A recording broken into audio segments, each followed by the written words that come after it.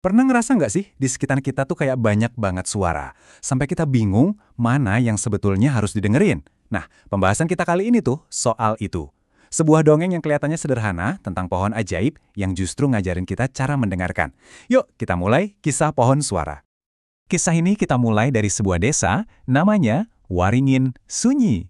Sesuai namanya ya, suasananya damai, tenang, tapi di balik ketenangan itu ternyata ada sebuah keajaiban besar yang tersembunyi. Di ujung desa itu, ada sebatang pohon tua yang kelihatannya aneh. Dan ini bukan pohon biasa loh. Pohon ini, dia punya suara. Tapi bisikannya itu cuma bisa didengar sama orang-orang yang hatinya benar-benar terbuka. Ini kan jadi bikin penasaran ya. Kalau seandainya sebuah pohon bisa bicara, kira-kira rahasia apa sih yang bakal dia ceritain? Rahasia alam semesta?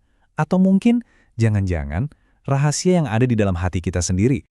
Oke, kita masuk ke bagian pertama, pohon yang berbisik. Disinilah kita bakal mulai kenalan sama si pohon dan rahasia-rahasia yang muncul dari bisikannya. Jadi, pohon suara ini bukan sembarang pohon. Batangnya aja tuh udah keriput, kayak wajah orang bijak yang udah ngelihat semuanya. Suaranya juga bukan teriakan, tapi bisikan yang rasanya tuh kayak datang dari dalam diri kita. Dia ini bisa dibilang simbol dari kebijaksanaan alam itu sendiri. Nah, sekarang kita masuk ke bagian kedua. Dua hati, satu pohon. Disinilah cerita sesungguhnya dimulai.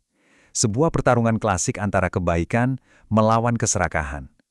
Kita bakal lihat gimana dua orang yang sifatnya bertolak belakang banget ngedeketin pohon ajaib yang sama. Di sini kita bisa lihat dua sisi yang beda banget. Di satu sisi, ada Raka. Dia anak yatim piatu, mungkin nggak punya harta, tapi hatinya kaya banget sama cerita dan kebaikan. Di sisi lain, Pak Ganda, orang paling kaya di desa, tapi hatinya miskin karena isinya cuma serakah. Bener-bener kayak hitam dan putih. Nah, ini dia kuncinya Raka. Dia itu ngelihat pohon bukan sebagai mesin permintaan. Buat dia, pohon itu teman, tempat dia bisa berbagi cerita soal hidupnya yang sederhana tanpa berharap imbalan apapun. Dan pohon itu menjawab, ini bisikan pertama yang didengar Raka. Yang kuat bukanlah yang mengangkat beban, tetapi yang tidak mengeluh. Wow, pesan ini seolah-olah ngerti banget kalau kekuatan terbesar Raka itu bukan di ototnya, tapi di hatinya yang tabah. Coba kita bandingin sama Pak Ganda. Dia datang bukan dengan hati yang terbuka, tapi malah bawa ancaman. Dia bawa kapak, simbol kekerasan, karena di matanya, pohon itu cuma kayak berangkas raksasa yang nyimpen harta karun. Pohon itu pun ngebales keserakahannya dengan sebuah peringatan yang tajam banget. Siapapun yang ingin memiliki segalanya akan kehilangan segalanya. Ini kayak hukum alam yang sering kita lupain ya. Makin kencang kita genggam sesuatu, malah makin banyak yang lepas. Oke, kita masuk ke bagian 3, ujian kesedihan.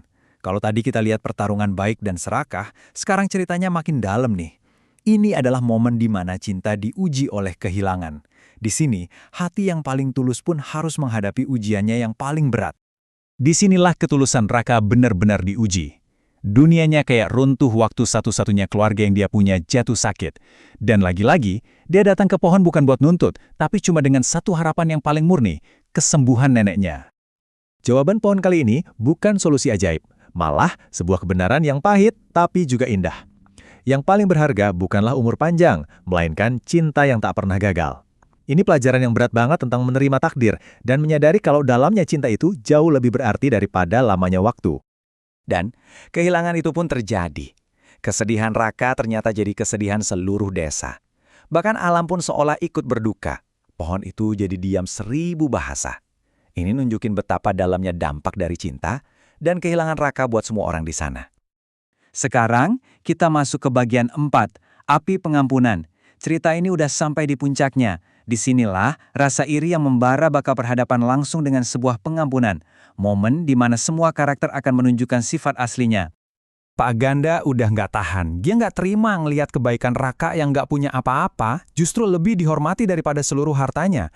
Rasa irinya itu udah ngebakar jiwanya, sampai dia nekat melakukan hal yang nggak terpikirkan, menghancurkan simbol kebijaksanaan yang nggak pernah bisa dia pahami.